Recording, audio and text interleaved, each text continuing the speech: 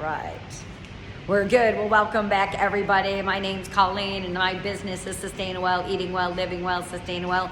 And I'm here at Dave's with Chef Jay's apprentice, Karen, and we have an audience of a few people here with us to learn and educate themselves on healthier eating and lifestyle. And I was talking to Kathy before you came in, Dwayne, about it really starts with a meal plan, a kind of idea of what are you doing day to day. So I always try to say, what day of the week do you do your planning? Is it Sunday night? Is it Monday night? Is it Friday? I try to help people think, okay, let's plan Sunday to Wednesday. I don't know, something about Wednesday, midweek. You know, if you can get through Wednesday, then you're like, oh, I can breathe. Then do like Thursday, Friday, Saturday, because sometimes you think, oh, I got to plan for the whole week, and then all hell breaks loose, so to speak, and then something happens, and it's like, oh, it's grandma's birthday, or let's go out, or you ran out of food, snowstorm like last week happens, and you're not planned. So if you can get through a certain period of time and then know you're going to have a dining out night, a leftover night, it becomes easier. So it starts with the plan, then taking the plan to the grocery list, and then from the grocery list, sticking to that and going to the grocery store, which that's why it's nice to be at Dave's, because then you can shop that way. I also try to help people understand that we eat with our eyes. So you want to make sure your meals are healthy and colorful. So that being said, when you do your meal planning, I try to throw in a fish dish. Now, what color is fish usually? It's like white, you might have salmon. So it's really kind of not a colorful. So I try not to put it with a potato, like a white potato. I'll say, let's do a sweet potato where you make a colorful plate. Or like a brown rice or a colorful rice, like a yellow rice for your starch. And then make sure you're doing a 1 cup, you're portioning out the serving, so you can spread that around your plate, save a large volume of that. Then we go into our vegetables. I always like to tell people to do 2 vegetables. Why, you might say, why do you do 2? A, to keep you satisfied and full a little bit while longer, helps with the digestion. It doesn't hurt. More is better than none. We need to be eating about 7 to 13 variety of fruits and vegetables in all colors of the combination. Are we getting that? Probably not. So I tell everyone, strive for 5, 1 at breakfast, 2 at lunch, 2 at dinner.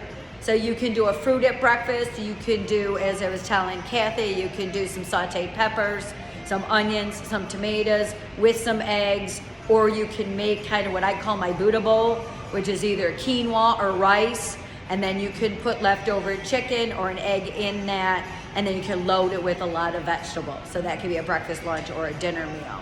So that could be your 1. And then 2 at lunch, you would be your salad. Now people say, well, what, is a cup enough? Well, if you have one of those big giant Jamunda salads at the salad bar, you're probably getting more than 2, but it doesn't hurt to have a big salad and then a little piece of chicken with some broccoli, some cauliflower, or green beans.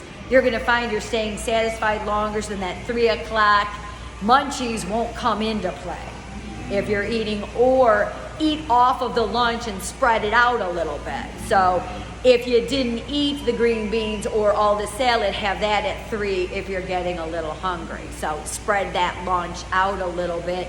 And it's important to know what time of day you get home. So Kathy, what time do you go to work? 8:30 to 4:30. So what time do you think you get hungry? Are you hungry about 4:30? Yeah, Okay. So okay. So what might work better for you is to have something ready so you can eat at 5. So that might be doing that pre-planning, because you recognize getting up that early. If you're up at 6 or 7, you need to be eating by 5. So it's thinking, if I get home and I'm hungry, what do people do when they're hungry? They eat something. So you might be getting the Triscuits, and then you've already eaten 250 calories in Triscuits, and you're going to sit down at 7:30 and have another 600 to 1,000 calories in food. So I would say either have a mini meal at that so you know you're planned, and then work backwards in that. Now, Dwayne, what time do you get up? Usually 7:30. 7:30? Okay, and then do you eat strictly like right when you get home at 5 or? Well, I'm actually a late eater, so Okay, I'm usually eating around 7:30, 8 o'clock. okay. So do you have a snack around 3 or 4? Actually, I have my lunch about 3:30. Okay, okay. Yeah.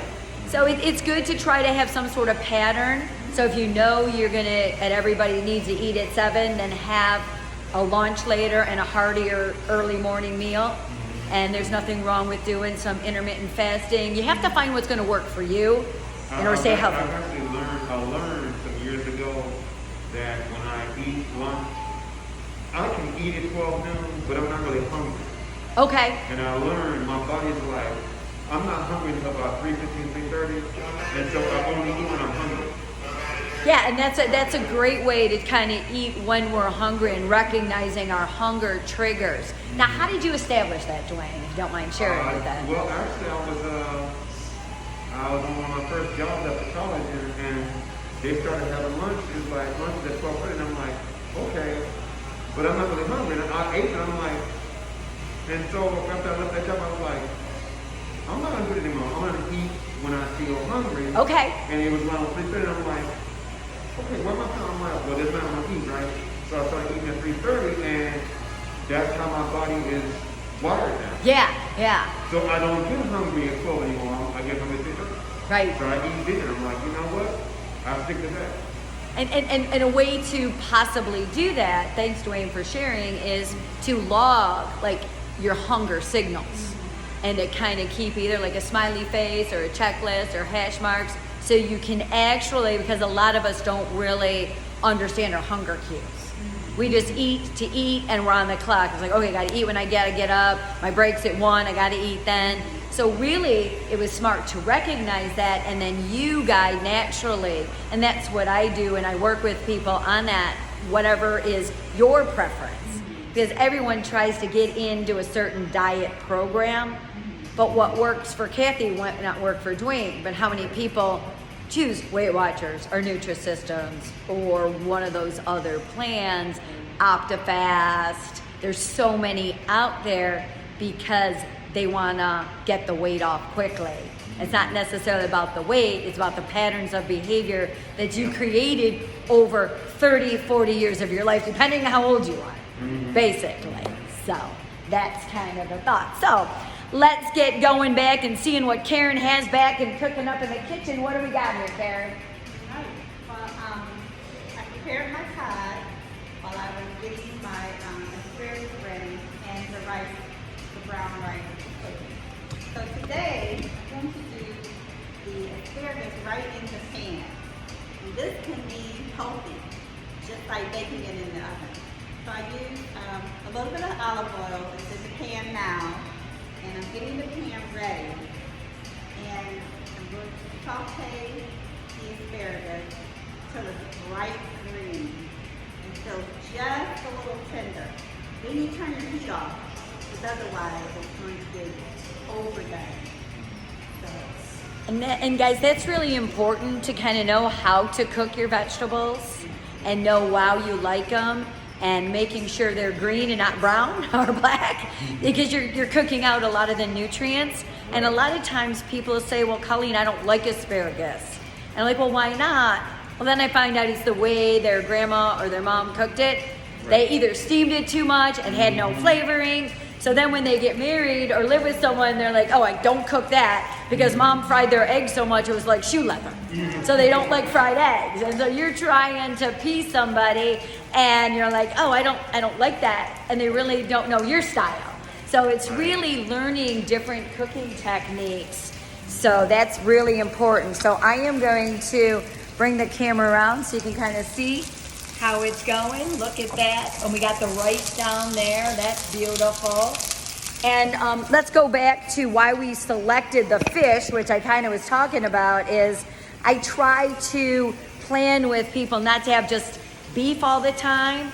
So trying to have, and when you're doing your plan, like maybe Monday be a meatless Monday, you know, just to save on your budget. And then Tuesday maybe do beef, and then Wednesday maybe be a fish. Thursday maybe be a pork or a turkey or a chicken, and then rotate those things around. Now, if you don't like to meal plan, then I work with people just to do categories of food groups. So I like chicken, maybe Dwayne likes pork, and maybe someone likes seafood. So then you look at all the things you can do with chicken. So Kathy, what are some things you can do with chicken? What are some different chicken dishes that you can have?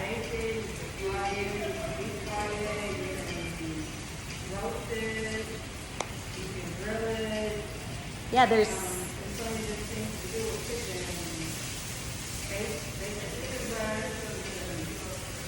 I mean, there's so many varieties. It's just being creative. Once it's cooked, you can throw salsa on it.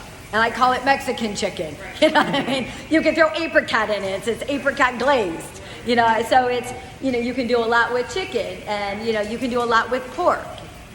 You know, you could have a pork tenderloin. You could do pork fried rice. You could do it barbecue style. You can do city chicken, you know, just kind of on the bone. So there's so many. You can actually take a shish kebab and put it in the oven. Yeah. I've done that. Yeah. And it was actually delicious. Right. In the oven. So, you know, a lot of things when it comes to cooking and technique, it is somewhat a science, but you almost have to be willing to get in there and experiment and try some, season it up, you know, go to get some fresh herbs, throw some lemon on it, throw some pepper on it, play around with it and learn your taste buds, and you'll be amazed at what you can prepare and what you can have. You know, a lot of times I was under the assumption years ago when I was trying to lose weight, well, I don't want to cook. You know, or when I worked in the nursing home, it was like, I think I really wanted to be a chef, but I thought back in the day, I'd get heavy. And a lot of people were, you know, typically chefs are larger people, you know what I mean? Because they're tasting their food. But then what I realized is it's just a taste. It's not a full meal. And no matter what job you have, you still need to cook. So I had to get over myself and learn that eating can be fun. You can get the kids involved, the grandkids involved, and there's so many different things you can do, as we said, with chicken or beef or different things. It's just in making it enjoyable at the same time. So it looks like we got Karen is all ready. So she did this asparagus. Look how lovely this asparagus is, everybody. It's really, really a nice thing. So we're gonna put that in here. You guys are all gonna be able to sample that asparagus. We have everything kind of plated up for you. So that's what's nice about, you know, coming to one of our cooking classes. We not only educate, inform, and help you make lifestyle choices, you get to sample. And then you get to learn some cooking techniques, and you can email me for some different recipes and ideas, you know, that way too. So we also have is just a salad. I'm really keen on putting different salads together. So to keep it simple for those of us that work, we just did a bag salad, because I don't know about you guys, in January, February, it seems like lettuce goes through the roof. Unless you have some side of garden, it's just typical because where we're getting it. Nothing wrong with getting some of the bag varietals and then adding some fresh spinach and then adding a few things that way. And this way it stays fresher. You can add some shredded carrots, some peppers, and this stays a little bit longer. Just watch, guys. Take it out of the bag once you open it up and put it in a Tupperware container so you don't waste your money, because a lot of times you buy, 3 bag salads for a certain price. You're like, oh, I'm going to go on this health kick and I'm going to eat this salad. It doesn't work that way. Something happens, and then you spent the $6 or the $10 for these bag salads, and they sit. So it's nice to have. And there's a lot of different things you can do with dressings. You can make your own lemon or olive oil and lemon. You can my grandma used to take frozen lemonade mix and then whisk that up with a little bit of olive oil and some herbs, the Hidden Valley, the Italian seasoning, and then mix that up and make a nice little homemade dressing. Because it goes back to I know most of us aren't 20 that are in the audience, but I think we all grew up with very few dressings. I think most of us made that. We used the Hidden Valley Ranch packet and used vegetable oil and made our own. I don't know how many dressings there are now, if we look. Just like the bread aisle. When I was growing up, there was a small aisle of Italian bread and white bread. You had Wonder and Millbrook, I think, and maybe a little bit of wheat. That was it, you know what I mean? You either had the sliced Italian or you took it and you got it sliced. Cereal was Corn Flakes, Rice Krispies, Raisin Bran, and maybe Crispix. You know? And then all of a sudden you got Captain Crunch, and now it's a whole darn aisle because you had oatmeal and you had grits and you had cream of rice. That was the, you know, so you could fit. It was just a smaller little. Now we have too many choice options, too much misinformation about health and nutrition. We have a nice little brown wild rice dish to go with this. Color, guys, right? So we got a lot of green here. We got a little brown, and then we got our lovely, you know, cod fillets, okay? So, you know, this was actually kind of a frozen broil, so not always, if you don't go to the fish market, fresh fish would be an option. Wild caught salmon or cod is better because of all the impurities in the water, so you want to make sure you get it as fresh as can be. Because a lot of what's going on in holding on our weight, even if we're on a really good plan, the environment, what's going on in the waters, and even where we live, you'd be surprised as how much chemicals, herbicides, and pesticides are in the food. As well as I talk to a lot of people about their personal environment, who they live with, who they work with, the toxic people in their life that are always negative Nelly, or just make you unhappy. So what do you turn to? A bag of chips, or overeat, or over portion, especially when someone says, Kathy, you look healthy enough, why do you want to lose weight? The self-saboteurs, you know, so you have to really be aware of that and know that that might be holding you back from getting to the goals you want for bringing down your cholesterol, your sugar, your diabetes, and things like that, which most people don't think about. So when I teach a class and I work with people, I look at the holistic package of their lifestyle and their health. It's very individualized, and we work well with that. So guys, any questions, concerns that you have? Yeah, good. All right, so we have some plates, we have some bowls, now you can sample. So enjoy. We're gonna be back here in March to talk, bring friends. And we'll be right back here, and we're just really here to help you live that healthier lifestyle. Eat well, be well, sustain well. Enjoy now. Bye-bye.